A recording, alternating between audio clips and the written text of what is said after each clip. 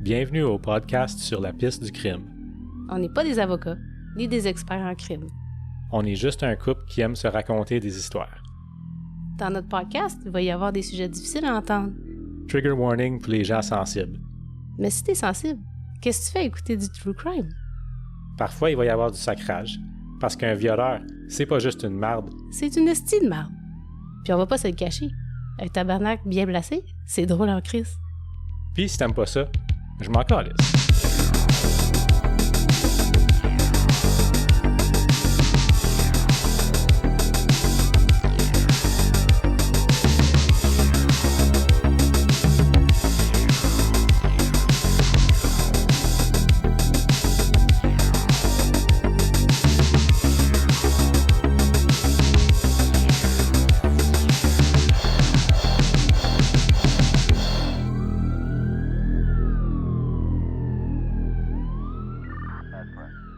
Mireille, félicitations pour ton bel épisode sur la route 11. Il y a tellement comme beaucoup de bonnes réactions, beaucoup de beaux commentaires. Ben, c'est pas des beaux commentaires, Non. c'est des commentaires Positif. au sujet de l'épisode. Mhm.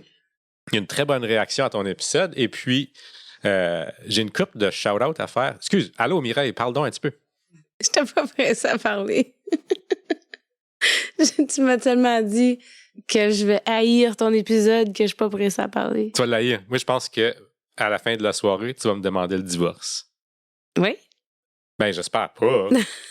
Mais je sais que ça va te toucher émotionnellement Oh, you suck! beaucoup. Oui. Mais, OK, je vais retourner au dernier épisode, épisode 31, la route 11. Mhm. J'ai une couple de shout-out à faire. Mhm. Gia. Il y a notre bonne amie du secondaire, Léa, qui nous a contactés. Puis elle a dit la route 11, c'est la raison pourquoi on ne revient jamais à Kapuskasing pour Noël. Oui, je sais, hein. Elle dit que son père lui défend de venir à Noël, avec raison. Puis c'est tellement triste pour lui. C'est triste, oui. Puis je salue Yvon en même temps. Mhm. Yvon, c'est un maudit bon gars. Si Le jamais bon. je le rencontre à l'épicerie, là, puis même s'il n'est pas dans la même allée que moi, comme je vais faire certain de comme, faire un détour pour me rendre à lui juste pour y jaser. comme. Ben oui. Allô, Yvon, je suis certain que tu n'écoutes pas, là, mais Encore. Léa va écouter. Ouais. J'ai aussi shout-out à Serge qui dit Oui. je suis allé à Timmins la semaine passée en transport. Mhm. J'ai fait toute l'est de l'Amérique du Nord et la 11 est la route qui me rend le plus nerveux. Pogner une tempête entre North Bay et Matheson, pas de place pour arrêter de façon sécuritaire, c'est assez terrible. Exactement comme tu as dit, il n'y a aucune bonne place à arrêter sur le bord Non. du chemin. Il y a Eric aussi qui dit « Pour avoir traversé le nord de l'Ontario par la route 11 à 2 reprises dans les 3 dernières années, je confirme que c'est loin d'être ma route favorite. Surtout tard le soir dans le No Man's Land entre Hearst et Long-Lac. J'ose même pas m'imaginer l'hiver. Totalement raison. J'aime le titre No Man's Land qu'il a donné entre Hearst et Long-Lac. Moi, je l'avais Oui. mentionné, ce bout-là, quand on parlait de Will Caron, Oui. parce que lui aussi, c'est le bout dans toute la transcanadienne au complète, là, de Terre-Neuve jusqu'à en Colombie-Britannique, c'était de Hearst à Long-Lac qui avait le plus peur. Mhm. Puis c'est pas n'importe quoi, parce que Will, il vient de là, il vient de Geraldton. Oui. Tu sais, Oui. c'est le bout de chemin qu'il devrait connaître le plus, puis c'est C'est de ça. ce bout-là qu'il avait le plus peur. Oui. Il y a Annabelle qui dit pour le permis au Québec, c'est 12 cours théoriques et 12 pratiques étendues sur 12 mois de pratique accompagnés. Pour un permis de voiture, ils obligent maintenant les cours pour les camionneurs à environ 6 mois, si je ne me trompe pas. Ici, pour nous, la route la plus dangereuse, c'est la 117, puis aussi appelée 100, comme S-A-N-G, 17. Oui, c'est terrible, hein? Ouais, la route 117, c'est la route qui passe dans le parc de la Vérandrie, qu'on parlait de C'est ça que dans c'est? ton épisode. Oui, oui. Ah, OK. Tu sais, je l'avais vanté un peu. Comme, Moi, j'ai jamais passé dans l'hiver, mais je disais que comme à l'été, au moins, il y a plusieurs places à arrêter. Parce que nous, on passe là comme régulièrement. Une fois à chaque couple d'années, parce que À peu près. à chaque 2-3 ans, on aime ça aller louer un chalet des Laurentides. Puis mon dernier shout-out, je veux juste mentionner Annie, qui dit « Votre épisode m'a permis de comprendre ce qui se passe au Québec. Plusieurs accidents dans les derniers mois pointent du doigt les conducteurs de trocs ontariens. Je ne savais pas exactement pourquoi. OK, ouais. Je suis maintenant outré. Fait que la mauvaise réputation de la facilité d'obtenir un permis de conduire en Ontario se répand jusque dans les autres provinces.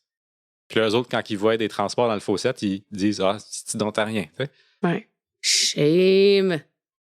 For shame. For shame. Bon, Ontario. c'était toutes mes shout-outs. Ouais. Moi, je sais que maintenant, j'ai encore plus de collègues de travail qui écoutent. Ça fait que shout-out à mes collègues de travail. Ah, Ouais. bonjour les collègues à Mireille. Mhm. Ou bonsoir. Je sais pas à quel moment de la journée vous nous écoutez. Donc, René, Oui, Mireille. où est-ce que la piste nous mène ce soir? C'est le 24 octobre 1993, près de Wilkie, en Saskatchewan, sur une ferme de 1200 acres. Le propriétaire de la ferme, Robert, il a un tuyau dans les mains. Il s'apprête à l'insérer dans le muffler de sa GMC Sierra 1982. Le muffler, c'est le tuyau d'échappement, le silencieux, Mhm. c'est l'exhaust du char. Sa femme, Laura, et ses enfants vont revenir de la messe dans environ 1 heure. Tout doit être terminé d'ici là, il se dit. Il ne peut plus rester les bras croisés devant la souffrance. Hmm. Mes sources pour le cas d'aujourd'hui. Oh, Mireille, elle me fait un gros look. Ouais, la souffrance. Le livre True Crime Canada par Adrien Langenscheidt. 2 jugements de la Cour suprême qui sont très bien documentés, c'est le fun. Et puis le site web de Statistique Canada. Partie 1. Une belle surprise. Wilkie, c'est une petite ville d'environ 1300 habitants située au cœur de la Saskatchewan. Le centre urbain majeur le plus près de Wilkie, c'est Saskatoon, à environ 1h30 de route vers l'ouest. Wilkie porte le nom d'un ancien président de la Banque impériale du Canada, Daniel Robert Wilkie. Autour de Wilkie s'étendent des milliers de kilomètres de prairies et de pâturages de la Saskatchewan. La ferme des Latimer se trouve en bordure de la petite ville. La famille y cultive des céréales depuis plusieurs années. En 1948, Bill et May Latimer ont acheté la ferme, où ils se sont installés avec leurs 7 enfants. 3 des enfants venaient du premier mariage de May, et les 4 autres sont nés de son deuxième mariage avec Bill. Robert, c'est l'avant-dernier de leurs enfants. Il est né en 1953. Robert est considéré par son entourage comme ayant un petit caractère. Tu sais, genre, il prend les choses à cœur un peu trop vite. Mais il est très gentil, puis il ferait pas mal à personne. Pendant son adolescence, dans la fin des années 60 et début 70, Robert, comme la plupart des jeunes de cette époque-là, commence à faire le party. Mm. Il y a quelques ennuis mineurs avec la police pour conduite imprudente. Autrement dit, sous l'influence de l'alcool ou la marijuana. Épeurant. No! The devil's salad. Non, the devil's lettuce. Ah, je me rappelle pas avoir entendu ça. À 21 ans, Robert a envie d'indépendance. Il quitte la Saskatchewan pour un temps et part en Colombie-Britannique, où il explore plusieurs métiers et obtient même une licence de pilote d'avion. En 1977, après 3 ans d'exploration et indépendance en Colombie-Britannique, Robert décide qu'il en a assez de tout ça, puis il retourne chez lui à Wilkie, dans sa ville natale. Dès son retour, Robert rencontre une belle jeune femme aux cheveux bruns, originaire de la Colombie-Britannique. Elle s'appelle Laura, puis elle est de passage à Wilkie en visite chez ses grands-parents. C'est le coup de foudre entre Laura et Robert. Les deux se marient moins d'1 an plus tard, en 1978. Bill et May, les parents de Robert, sont sur le point de prendre leur retraite, puis ils décident de laisser leur ferme à leur fils Robert et son épouse Laura. Oh, wow! 2 ans plus tard, en 1980, la vie leur réserve une belle surprise. Laura est enceinte. Oh. Ils attendent avec impatience leur premier enfant. Partie 2. Le rythme cardiaque. Le soir du 22 novembre 1980, quand les contractions commencent, Robert et Laura Latimer ne peuvent pas s'imaginer à quel point leur vie va changer. Robert conduit son épouse dans le petit hôpital de la ville de North Battleford, à une 60aine de kilomètres de Wilkie. À l'arrivée à l'hôpital, Laura remarque qu'il y a quelque chose qui ne va pas. Ah non. Elle a beaucoup saigné. Ah, fudge. OK. C'est le signe de possibles complications. Mhm. Et comme par malchance, dans la chambre d'hôpital où on installe Laura, l'appareil qui permet de monitorer le rythme cardiaque du bébé, le cardiotocographe, ne fonctionne pas. À cause de ça, le médecin ne réalise pas que le pouls du bébé est très lent. Ah, fudge. L'équipe médicale finit par trouver un cardiotocographe fonctionnel et on constate immédiatement l'état critique du bébé. La décision est prise presque immédiatement de sortir le bébé au forceps. Oh, shit. Oh non. La première vue de l'enfant sème une tension extrême dans la salle de naissance. Je te vois venir, là. La petite fille, qui sera nommée Tracy, ne respire pas et ses jambes sont tendues. Normalement, les nouveau-nés ont les jambes repliées. Le docteur réussit à sauver et stabiliser l'enfant grâce à un massage cardiaque. Fait qu'il la réanime. Mais, Avant de procéder à une batterie d'examens médicaux, l'infirmière montre la petite Tracy à ses parents, qui la regardent avec un mélange de bonheur et de tristesse. Est-ce que Tracy pourra se rétablir de sa naissance troublée? Est-ce qu'elle aura une vie normale? L'infirmière transporte le bébé vers une salle d'examen. Sa mère, Laura, n'a pas pu prendre son bébé dans ses bras. Le lendemain matin, Laura et Robert apprennent que Tracy a eu des convulsions pendant la nuit et qu'elle doit être transférée vers un autre hôpital immédiatement. L'hôpital de North Battleford, là où Robert a reconduit Laura la veille, n'a pas les moyens techniques pour s'occuper de Tracy. La petite Tracy est donc transférée au Royal University Hospital de Saskatoon. Rendue là, l'équipe médicale décide de plonger Tracy dans un coma artificiel pour réduire le risque d'un édème au cerveau et tenter de contrôler les convulsions. Ça prend 5 jours. C'est 5 jours après la naissance de Tracy, avant que Laura a finalement le droit de tenir son enfant dans ses bras. oh non. Pour quelques petites minutes seulement. 3 jours plus tard, donc 8 jours après sa naissance, Tracy sort finalement du coma. Les convulsions semblent avoir diminué et l'équipe médicale juge qu'elle peut rentrer à la maison à Wilkie avec ses parents. Déjà? Jusqu'à date, toute cette histoire-là, ça sonne un petit peu familier, hein, Mireille? Ouais. Malheureusement. En mars 1981, la petite Tracy a 4 mois et vit avec ses parents à Wilkie. Mais tout n'est pas bien. Robert remarque des tremblements sur la main de sa fille. Oh my gosh, OK. C'est quelque chose qu'il avait déjà vu 4 mois avant à l'hôpital. Elle a encore des convulsions. Est-ce que les convulsions de Tracy reviennent? Oui. Laura et Robert ne prennent pas de risque et ramènent Tracy immédiatement à l'hôpital. Cette fois-là, on va garder Tracy à l'hôpital sous observation pendant 3 mois. Pendant que les docteurs procèdent à plein de tests médicaux pour découvrir qu'est-ce qui cause les crises de Tracy et comment les traiter.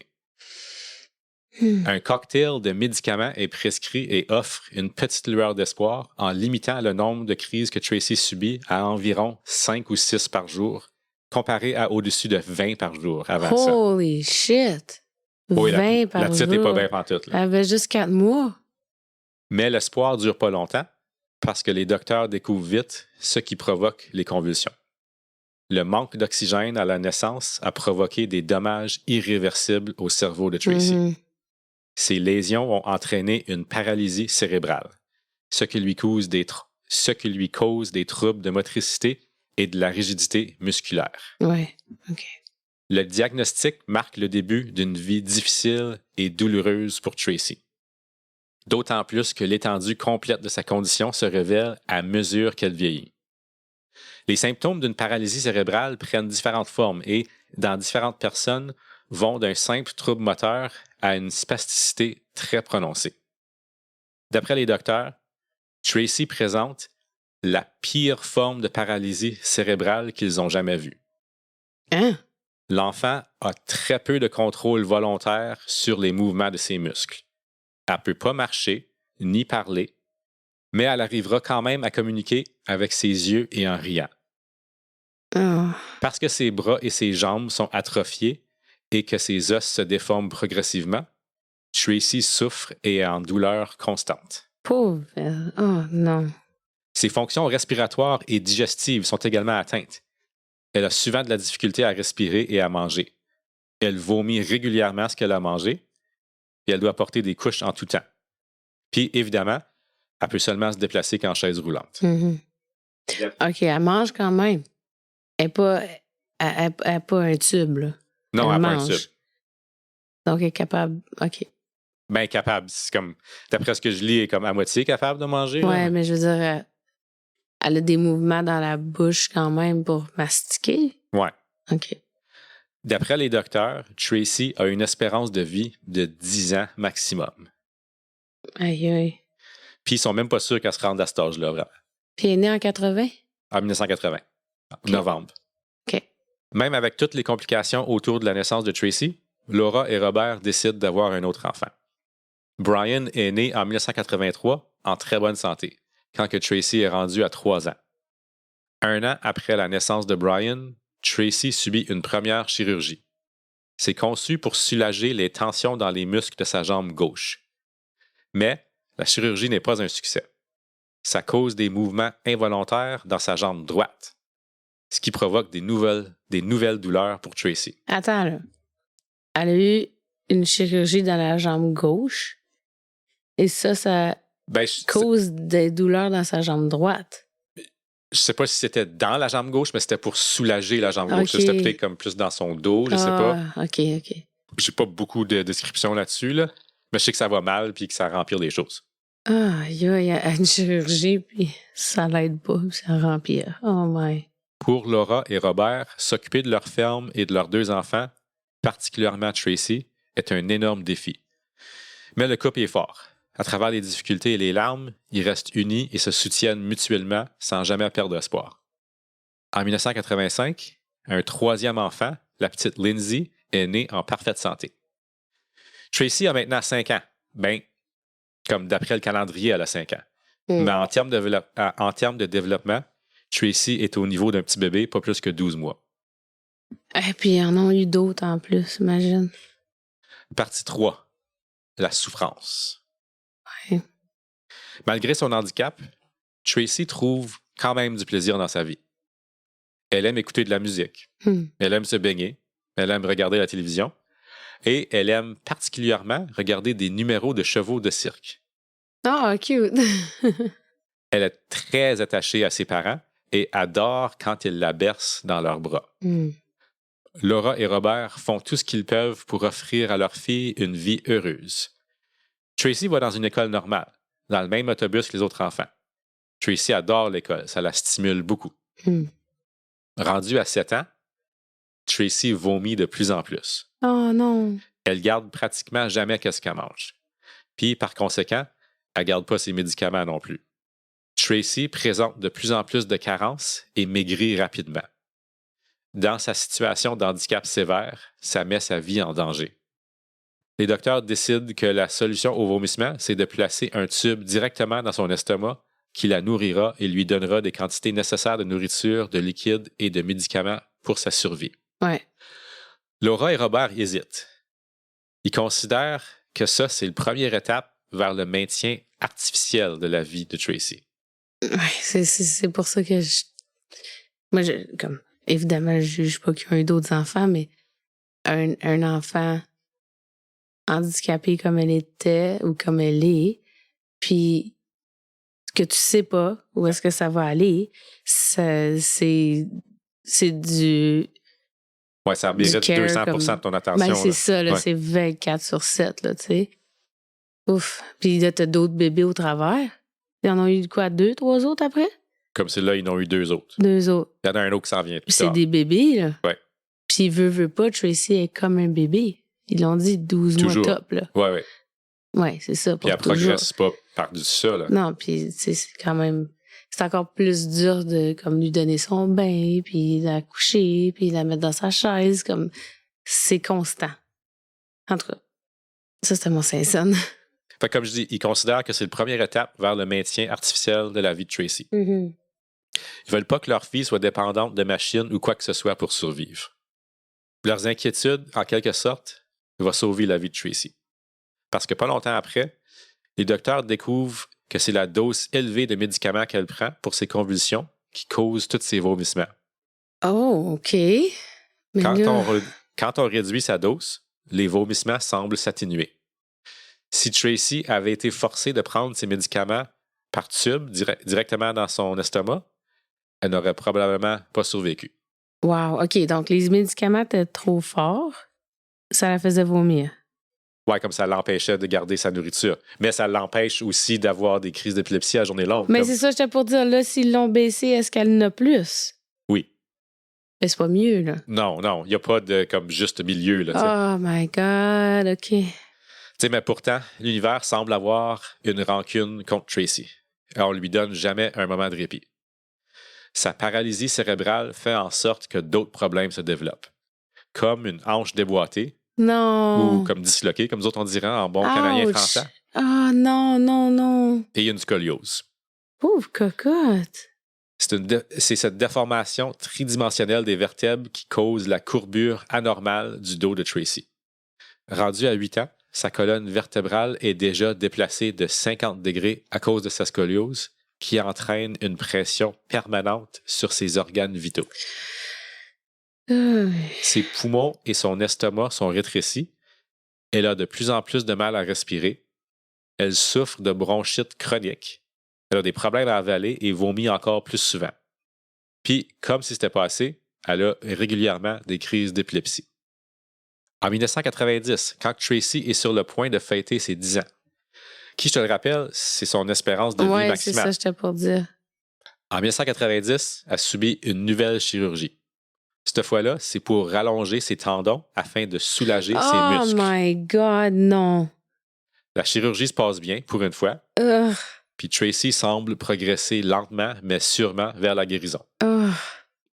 Mais encore une fois, l'univers n'a pas fini de punir Tracy inutilement. Oh non.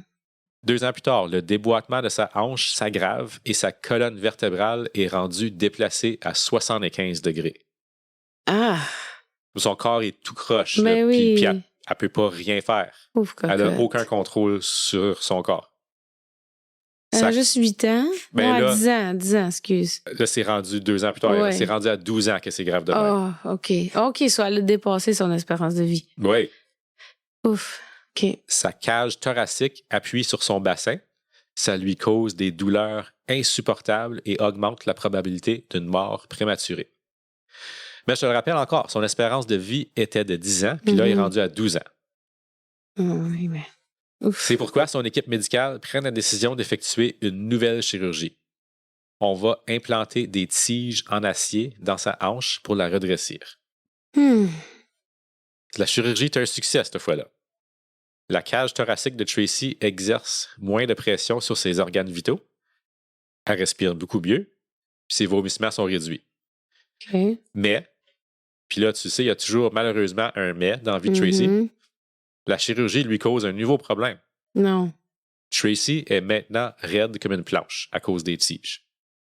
Ses parents ne peuvent plus la bercer dans leurs bras comme avant. Oh non! Sa position quand elle dort est devenue très inconfortable et Laura dit que sa fille n'est plus l'enfant heureuse de vivre qu'elle était avant sa chirurgie.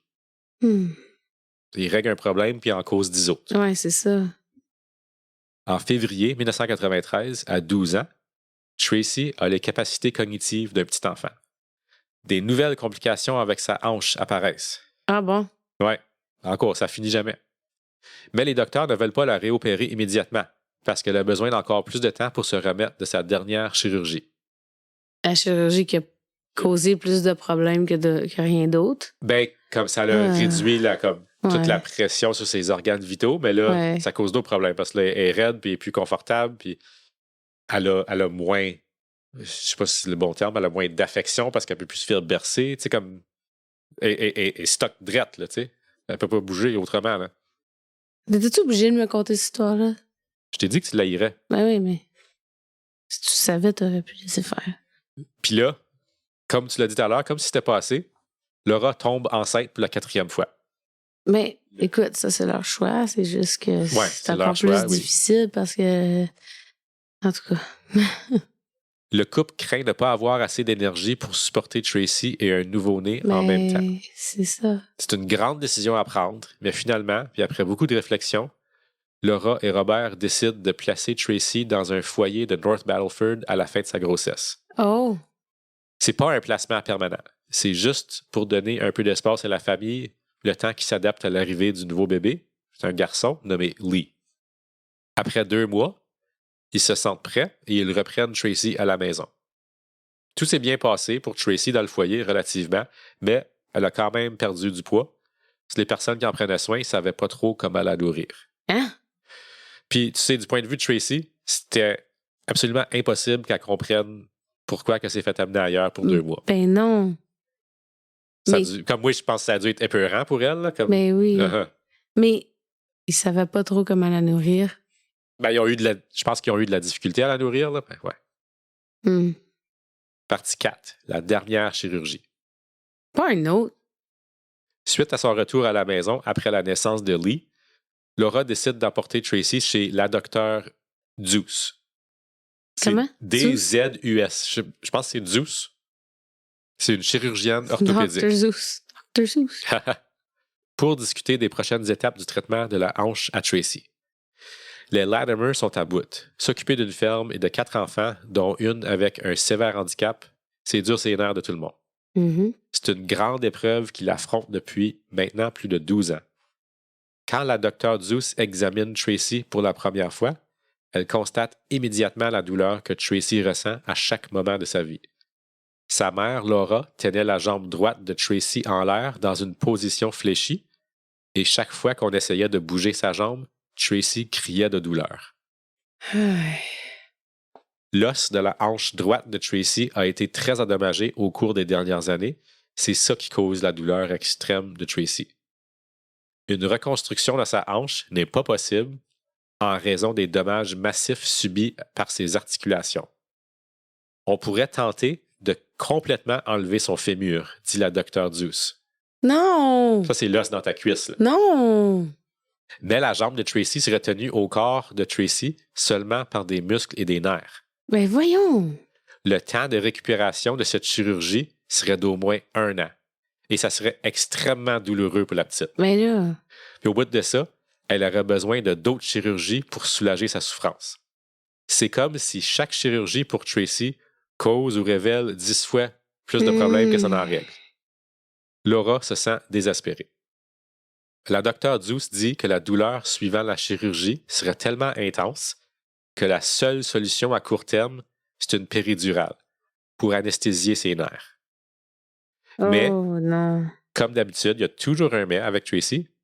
L'analgésique lui causerait d'autres problèmes. Entre autres, on s'attend à ce que ça lui cause des nouvelles crises d'épilepsie, des segments d'estomac, de la constipation et toutes sortes d'autres affaires. Hey, ça c'est mieux. Chaque problème qu'on tente de régler chez Tracy lui en cause beaucoup plus. De retour à la maison, Laura annonce en larmes à son mari que le rendez-vous pour cette nouvelle chirurgie est dans 3 semaines. Le 4 non, novembre il veut pas le faire. 1993. Pour son fémur? Oui. Mais voyons! C'est pas mieux. Ben, comme son os est tout en train de se détruire en dedans d'elle-même. Fait que je pense que c'est damned if you do, damned if you don't. Oh my God! Je te rappelle que la chirurgie qu'ils veulent performer, là, ça consiste à complètement enlever son fémur. Ouais, L'os en dedans de ta cuisse. Arc! Sa jambe resterait connectée au reste de son corps seulement par de la viande. Ben oui, ça n'a pas d'allure. Ça n'a pas de bon sens que sa condition est tellement sévère, tellement grave que c'est ça la solution. Je sais. Right? C'est époustouflant. Moi, j'avais aucune idée que tu pouvais faire ça, comme juste enlever l'os et puis rester avec de la viande. Comme je critique pas l'équipe médicale pantoute, là. Je fais juste commenter sur la sévérité de sa condition. Mais ça cause, il essaye plein de choses. Mais en même temps... Elle est un cas tellement unique Ouais. que comme qu'est-ce qui a marché ailleurs semble comme qu'il ne fonctionne jamais avec elle, right? Puis avec tout ça aussi, je veux être très clair. Il n'y a aucune indication en nulle part que Laura et Robert sont des mauvais parents.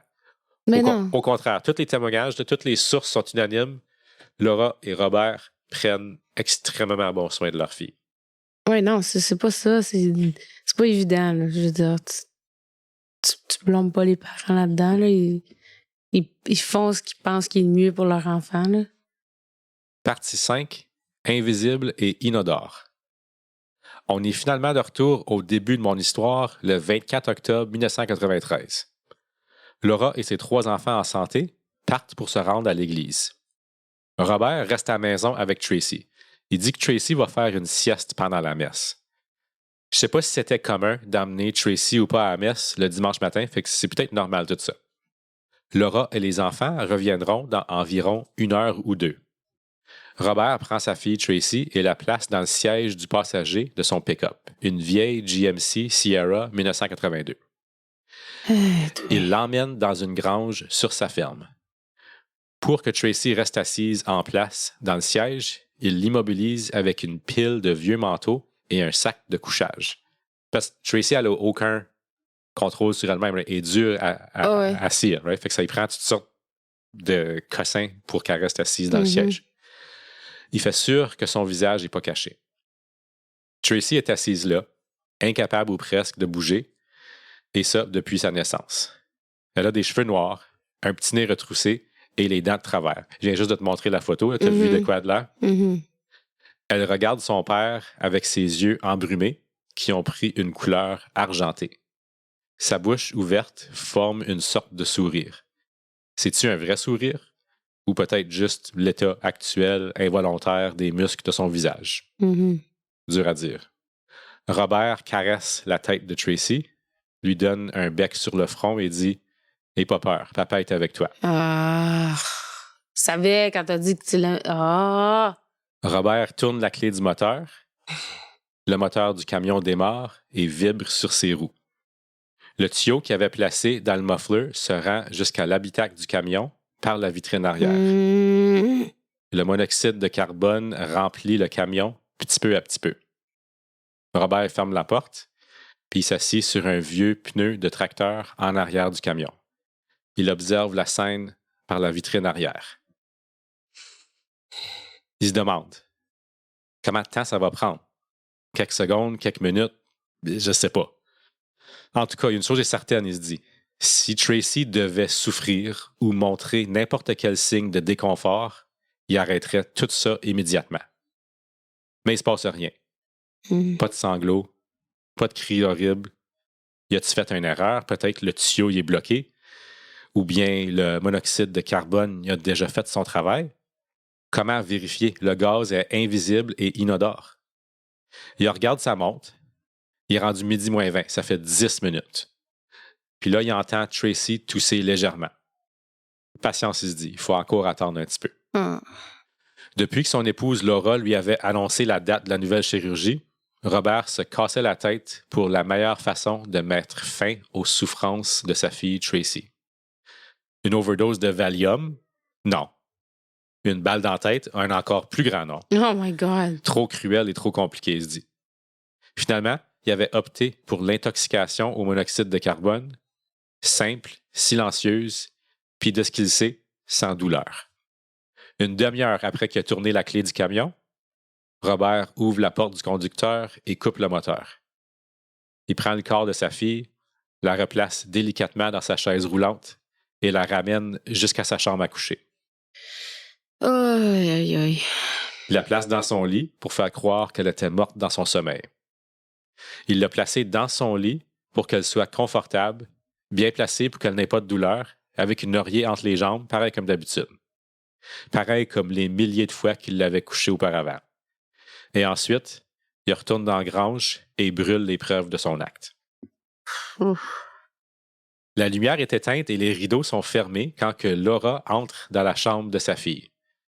Vers 13h30, quand elle était revenue de l'église, elle avait commencé à préparer le dîner, mais autour de la table, la place de Tracy était vide. Fait que Laura est montée à la chambre à Tracy pour la réveiller. Oh my God. Quand elle approche le lit, elle remarque tout de suite que quelque chose ne va pas. Le visage de Tracy est étrangement pâle. Elle crie à Robert d'appeler une ambulance immédiatement. Elle prend Tracy sous ses bras et la soulève. Ses jambes se balancent mollement dans le vide. Elle qui était normalement toujours raide. C'est à ce moment-là que Laura réalise que sa fille est morte. Elle ressent une sorte de paix malgré le choc. Tracy ne souffrira plus, elle se dit. À 14h, le 24 octobre 1993, les services d'urgence reçoivent un appel de Robert Latimer disant que sa fille Tracy est morte soudainement dans son sommeil. Partie 6. Héros ou meurtrier? Aïe, aïe, aïe. Ouais. La GRC et un médecin légiste arrivent à la ferme des Latimer peu de temps après l'appel au 911.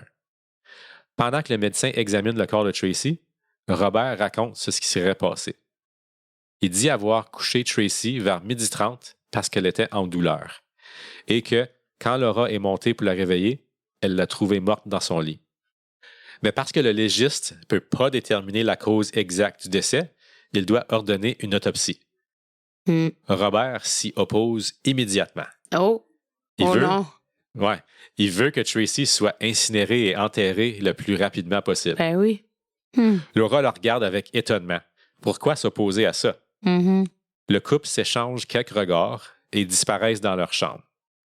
Une couple de minutes plus tard, Laura et Robert ressortent de la chambre et Laura est maintenant du même avis. Tracy doit être incinérée. Oh shit. Oh. La GRC est curieuse de ce changement de ton soudain. Mhm. Tracy est-elle vraiment morte dans son sommeil? Est-ce que Robert cache quelque chose? T'sais, on soupçonne déjà un meurtre par compassion.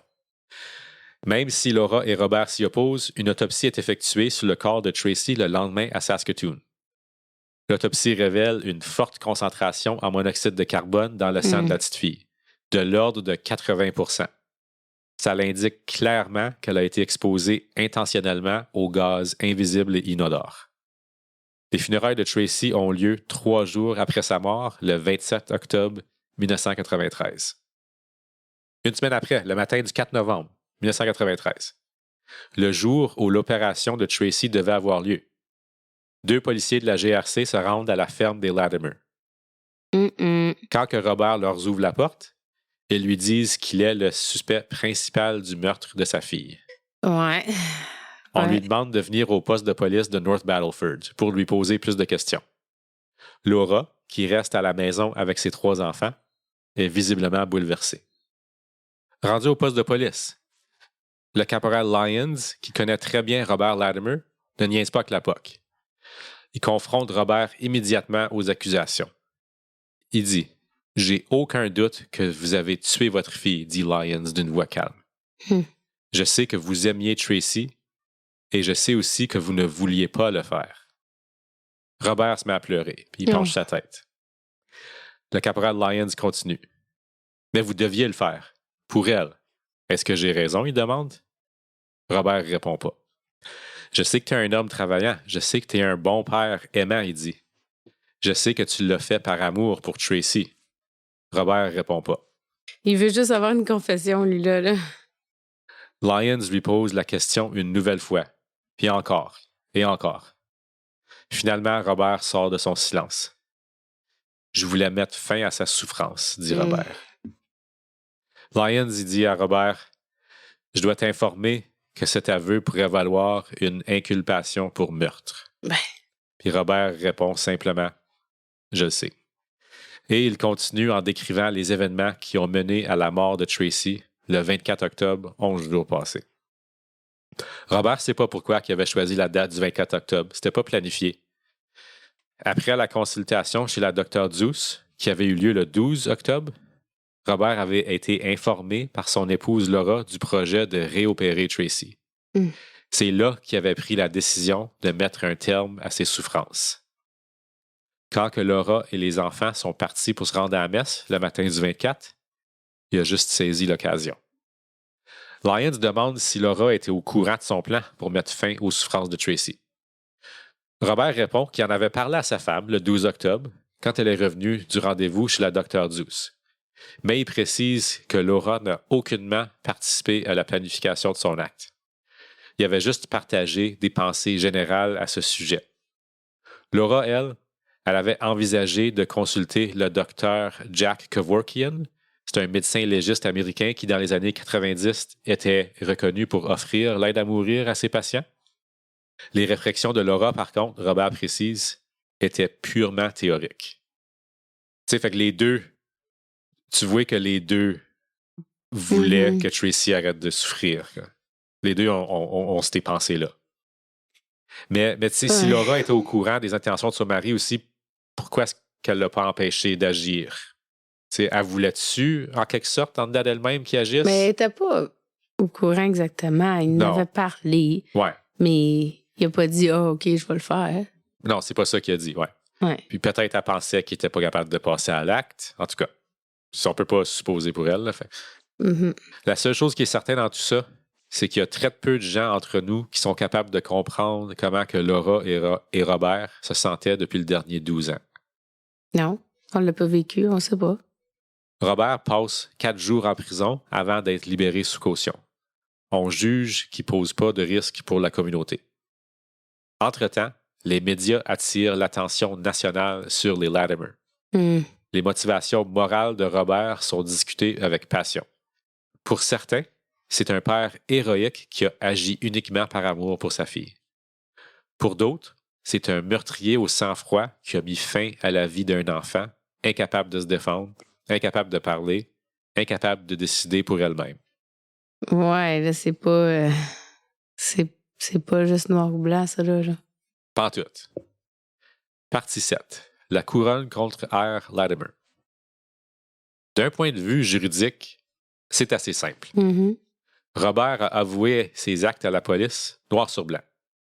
En 1993, l'euthanasie est illégale au Canada.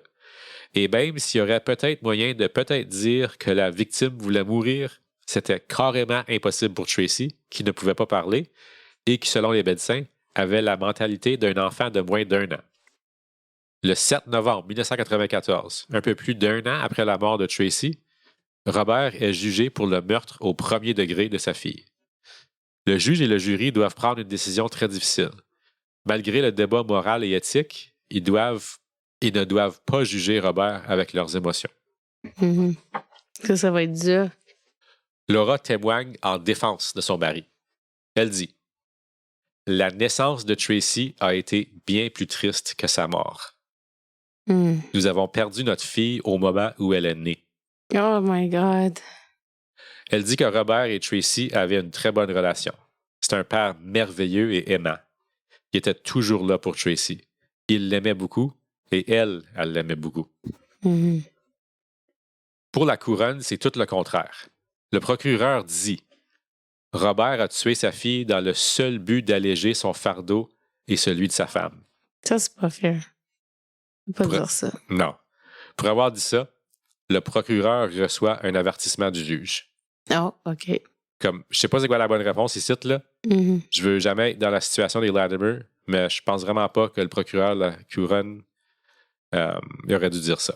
Ben non. Ça n'a pas de bon sens. C'est une opinion, ça. Ouais. Le juge donne ses instructions au jury. S'il déclare Robert coupable, ils auront 2 choix. Meurtre au premier degré ou meurtre au deuxième degré. Beaucoup ont vu dans ces instructions une sorte d'invitation à le déclarer coupable sans aucune autre possibilité. Le jury délibère pendant 4 heures et juge que Robert est coupable de meurtre au deuxième degré, Au deuxième degré? donc sans préméditation. Oh. Hmm. Parce que Robert a avoué son acte à la police, le jury n'avait pas vraiment le choix de le déclarer coupable. C'est la loi. Ouais. Mais dans certains cas exceptionnels, le jury a le droit d'ignorer les preuves et la loi s'ils estiment que la situation est injuste, inéquitable ou immorale d'une manière ou d'une autre. OK. Cette possibilité-là, appelée annulation du jury, ne peut pas être proposée au jury par la défense. Et parce que le ministère n'avait vu aucune raison de le faire dans le cas de Robert, il n'y a eu aucune annulation. OK. Robert parle avant sa sentence.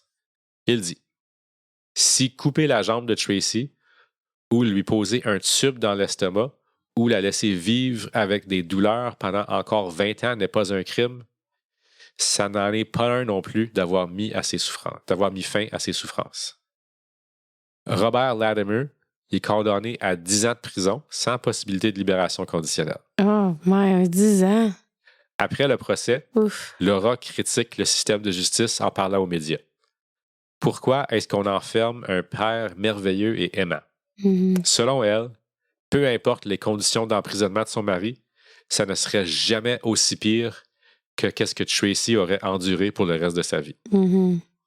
Une semaine plus tard, Robert fait appel à son jugement, mais il est rejeté par la Cour d'appel du Canada le 18 juillet 1995, Ah oui. 2 voix contre 1. Le jugement est donc maintenu. Ah. 3 mois plus tard, Un revirement surprenant vient dans la faveur de Robert. Ah ouais? Il paraît que le procureur de la couronne du procès avait interrogé des jurés potentiels sur des sujets tels que la religion, l'avortement et le meurtre par compassion. Un gros no-no Hein? dans le sens français et anglais du terme. Hmm. C'est considéré comme une ingérence dans le jury. Et en février 1997, dans R contre Latimer, SCR 217, la Cour suprême ordonne un nouveau procès contre Robert Latimer. La Cour suprême est claire dans son jugement. Elle ne se penche pas du tout sur la question morale ou éthique du crime. Son jugement est strictement lié à l'ingérence dans le jury. La Cour écrit dans son jugement: les actions du procureur de la Couronne lors de la sélection du jury n'étaient rien de moins qu'un abus flagrant de procédure et une entrave à l'administration de la justice. Il était chanceux dans sa bad luck. Très chanceux, oui. Le deuxième procès commence le 27 octobre. Mais, tu sais jamais, ça peut être pire aussi. Attention, j'ai pas fini. Là. Ouais. Shit. Le deuxième procès commence le 27 octobre 1997, 3 jours après le 4e anniversaire de la mort de Tracy. Les aveux de Robert étant toujours valides, il est de nouveau accusé de meurtre au 2e degré. Au cours du deuxième procès, les notes du journal intime de Laura sont présentées en cours. Hein? Elle y décrit Tracy comme une enfant joyeuse qui aimait faire des blagues. 6 jours avant sa mort, elle mangeait encore bien d'après le journal. En témoignant par contre, Laura affirme que sa fille souffrait du matin au soir. Confrontée à la contradiction entre son témoignage et les notes de son journal intime, Laura explique qu'elle voulait juste privilégier la moindre parcelle de bonheur de sa fille. Mm-hmm. Son journal, c'est pas un récit de la vie de Tracy, a dit, Ouais. mais c'est plutôt une tentative de capter le petit peu de positif qu'elle vivait dans sa vie. Dans ce deuxième procès, Robert plaide la défense de la nécessité. C'est une défense qui, dans des circonstances extrêmement limitées, peut excuser un acte criminel quand il a été commis pour éviter un mal plus grave et immédiat. On peut penser par exemple à la défense de la femme battue, qui est maintenant reconnue au Canada. Oui. Il y a 3 critères essentiels, établis notamment dans R contre Perka en 1984. 1. C'est un danger imminent et urgent. L'accusé doit faire face à un danger immédiat, réel et pressant. 2. Il n'y a aucune solution raisonnable légale. Il doit exister aucune autre option réaliste que de commettre l'acte criminel. Puis 3. Il doit y avoir une proportionnalité entre le mal causé et le mal évité.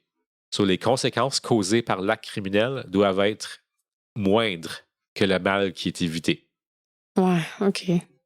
Le juge refuse la défense de la nécessité, disant, puis correctement, je pense, que la défense de Robert ne rencontre pas aucune de ces critères-là. Après une semaine de procès, le jury déclare Robert coupable une deuxième fois. Shit. Ouais. C'est encore pas mal noir sur blanc, par exemple, d'après la loi.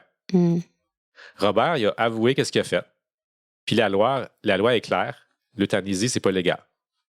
Laura sursaute de son siège en cour puis elle crie « Non! » Robert se tourne vers elle puis lui dit calmement « C'est pas grave. » La peine minimum pour meurtre au 2e degré, c'est 10 ans, comme sa sentence originale.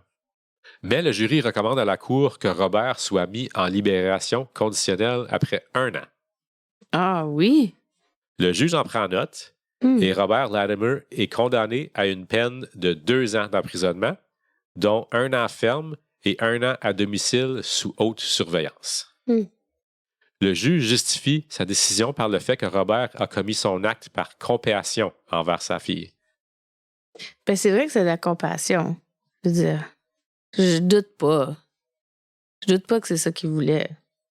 Et le juge ajoute qu'une sentence de 10 ans pour son acte serait cruelle et inusitée, contraire à la section 12 de la Charte canadienne des droits et libertés.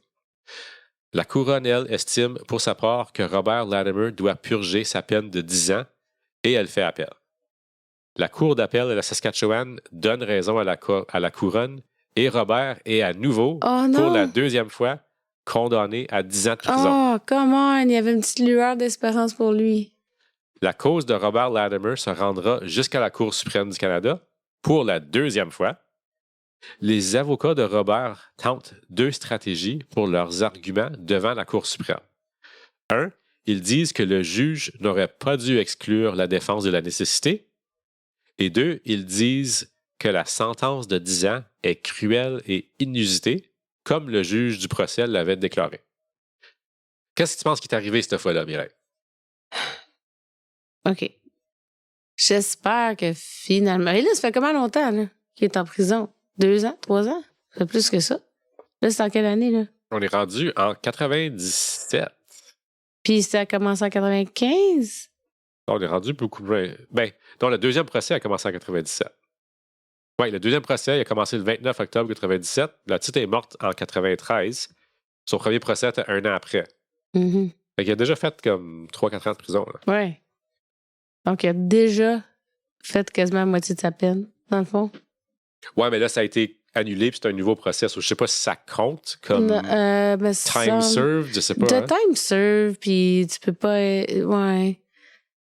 D'habitude, oui, là. De time served, d'habitude. Mais en tout cas, moi, j'espère que ça va être un peu moins sévère. Comme je sais pas, je comprends qu'il l'a fait, je comprends que la petite, elle pouvait pas se défendre. Mais en même temps, quelle qualité de vie qu'elle avait, cet enfant-là. Ouais.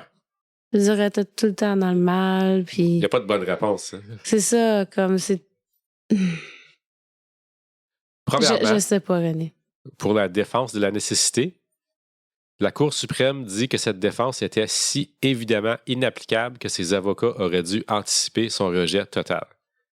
Robert n'était pas en danger imminent et urgent. Non. Il avait d'autres options que de tuer sa fille, notamment de continuer à en prendre soin et de procéder avec les chirurgies recommandées. Pour le deuxième point de la défense, la Cour suprême déclare qu'une peine de 10 ans n'est pas cruelle et inusitée. Étant donné que le crime commis a résulté en la pire des conséquences possibles, la mort d'un enfant. Le 18 janvier 2001, à l'unanimité. 2001? Oui, c'est rendu loin, là. La Cour suprême du Canada maintient la sentence de 10 ans. Robert Latimer est envoyé au pénitencier William Head Institution, près de Victoria, en Colombie-Britannique. Et le 29 novembre 2010, quasiment 10 ans après, holy shit, OK. il est accordé une libération conditionnelle totale. Il l'a fait, ça. Il a fait plus que 10 ans. Mais il a fait beaucoup plus. OK, ça, il n'a pas eu son time served. Une semaine plus tard, le 6 décembre Aïe, aïe. 2010, Robert rentre chez lui.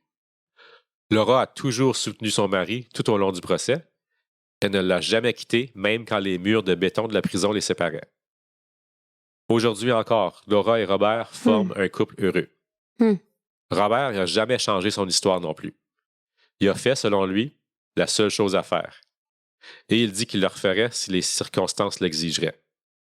Quand on lui demande s'il sait si Tracy voulait mourir ou non, Robert répond « Je pars du principe qu'elle ne voulait pas souffrir davantage.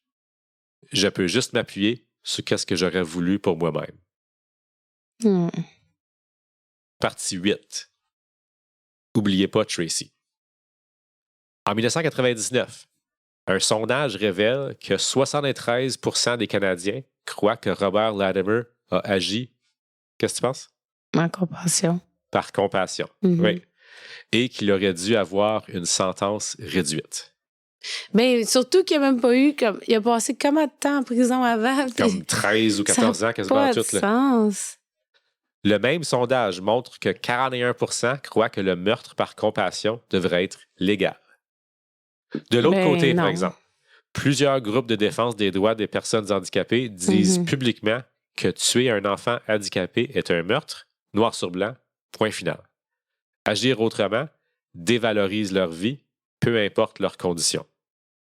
Il n'y a pas de bonne réponse. Non, c'est juste... Je pense pas que ça devrait être légal. Il y a des limites, là. Ouais. Comme t'as pas le droit de... Non, ça devrait pas être légal. Aujourd'hui, au Canada, on a l'aide médicale à mourir. Mais seulement pour les adultes consentants ça, je sais pour dire, ça qui sont gravement malades avec aucune chance de guérison. Je peux pas imaginer comment difficile que ça peut être d'élever un enfant avec un handicap sévère comme celui de Tracy. Ouais. Il y a présentement des études qui recherchent la possibilité d'étendre le droit de mourir aux mineurs matures. L'aide à mourir, c'est de plus en plus accepté dans notre société.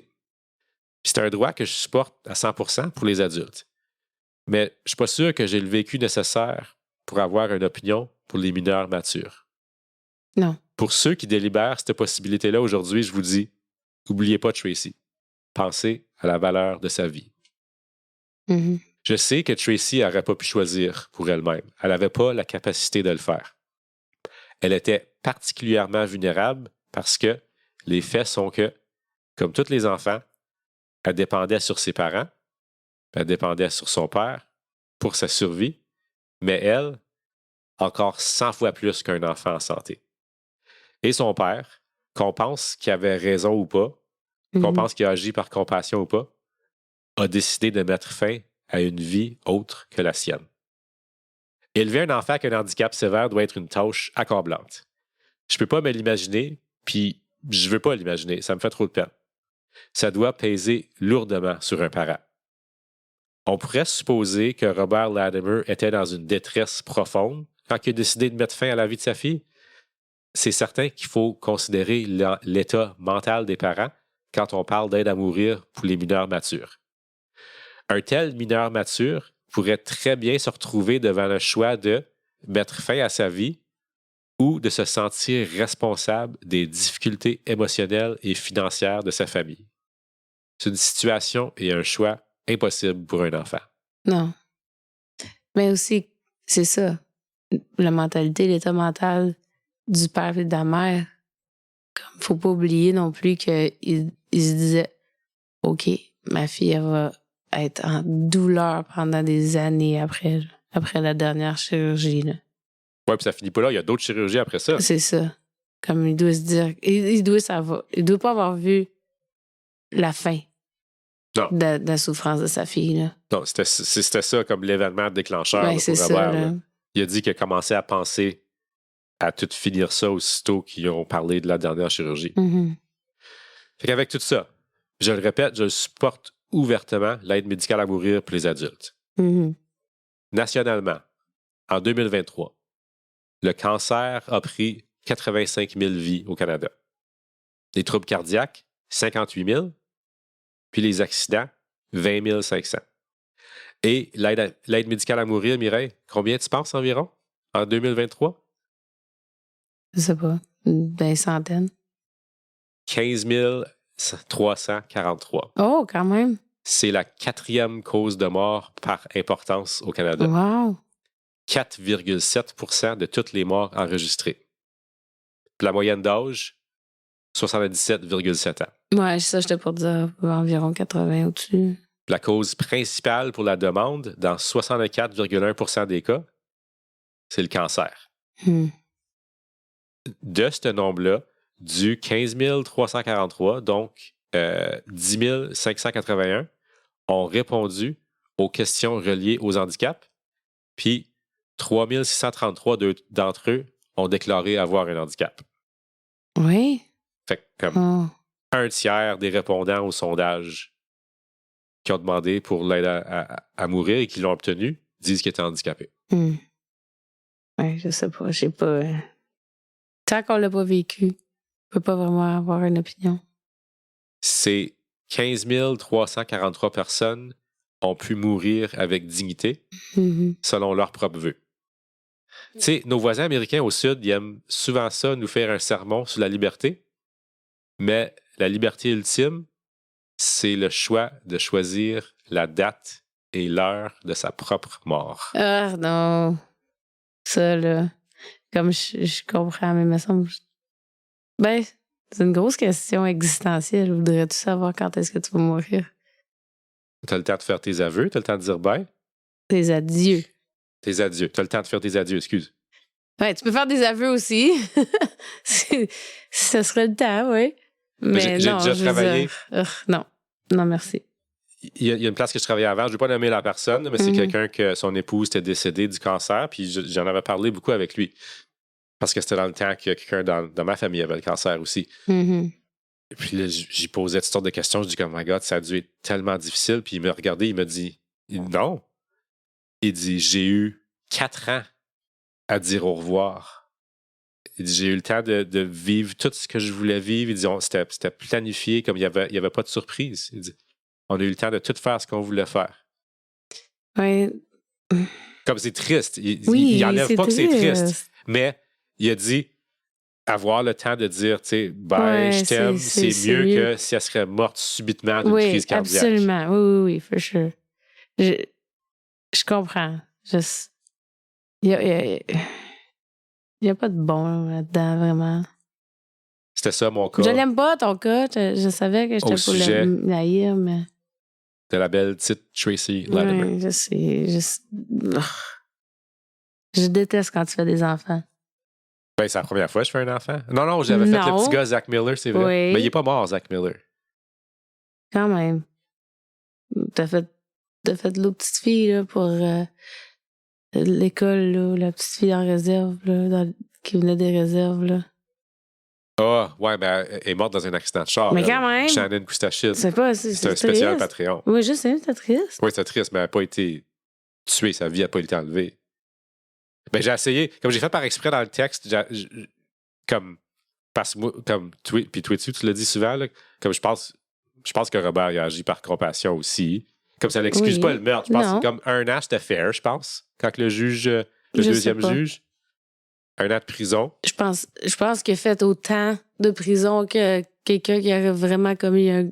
Ben, okay. Il a fait plus de prison que bien des abuseurs d'enfants. Exact. Tu sais, comme je veux dire, il y en a qui ont commis des meurtres premier degré, puis ils ont eu le même montant, même moins que lui. Il a eu 13 ans au minimum, là, tu sais. Puis si je me trompe pas, là, il a fait son 10 ans au complet. Il me semble que j'ai lu ça, j'aurais dû le mettre dans le texte. C'est que, normalement, quand tu as une libération conditionnelle, comme avant que ta sentence soit terminée, c'est qu'il faut que tu avoues que tu regrettes ton crime. Puis il a toujours dit « non, je regrette pas ». Ouais, il y a ça aussi. Il a toujours stické à ses gars. Il dit « non, je regrette pas, comme j'ai fait la bonne chose ». Il n'a jamais changé d'avis. Au moins, je veux dire, s'il regrette pas, c'est qu'il n'y a pas de remords, puis au moins ça, tu sais, parce que de toute façon, il faut qu'il vive avec son geste, tu sais, puis il regrette pas. Ouais. Ah, je sais pas, j'ai de la misère à me prononcer là-dessus parce que je l'ai pas vécu. Je peux pas m'imaginer. Je peux pas m'imaginer pareil comme toi t'as dit tantôt. Puis je peux pas dire si oui ou non il a fait la bonne chose parce que je le sais pas. C'est la petite, elle avait tellement de souffrance et tout ça, mais dans les yeux de la loi, c'est un meurtre. Donc, tu sais, il n'y a pas de... Juridiquement, c'est assez simple. Oui. Ouais, juridiquement, c'est t'as empoisonné ta fille. Ça fait comme... Puis tu l'as avoué, puis tu le regrettes pas. Mais toutes les circonstances en autour de ça font que c'est comme une très grande zone grise. Ben, c'est ça. C'est ça. Puis là, surtout que sa femme avait déjà parlé, on va-tu prendre l'aide médicale à mourir? Il aurait fallu qu'elle aille aux États. Je sais pas si ça aurait été même été possible de faire ça. C'est pas plus légal aux États. Comme je m'en souviens un peu d'avoir entendu le nom Jack Kevorkian quand j'étais jeune aux nouvelles. Puis il me semble que c'était comme associé à comme le malheur, puis c'était un démon, puis tout. Comme il était vraiment démonisé dans les médias. Là. Ouais, surtout des années 90, je peux imaginer. Ouais. T'sais, on sortait de Satanic Panic un peu. Oh, oui. Ouais, c'était heavy, hein, comme cas aujourd'hui. Toi, tu vas-tu me divorcer? J'y pense. Car. Ouais. On va y penser. On a-tu fini? Oui, c'est fini. Si je te l'ai dit, c'était fini, Broca. Ouais. OK. All right. Bon, ben, venez jaser avec nous sur les médias sociaux. On est sur la piste du crime sur Facebook et Instagram. Pour du contenu supplémentaire et les épisodes quelques jours à l'avance, visitez notre Patreon. Abonnez-vous au podcast sur Spotify, Apple, YouTube pour avoir une notification quand on sort un nouvel épisode. Si vous n'avez rien d'autre à faire, ben, il y a un petit documentaire d'à peu près 20 minutes sur YouTube là, au sujet de Robert Latimer et Tracy. Je vais le mettre dans notre post Facebook. Vous pouvez aller regarder ça. C'est en anglais, là, mais c'est quand même intéressant. Il y a d'autres informations. Je n'ai pas tout inclus. Ça aurait pu être comme 4 fois plus long sur les sites. Là. Et puis, n'oubliez pas de nous donner 5 étoiles. Bye! Bye!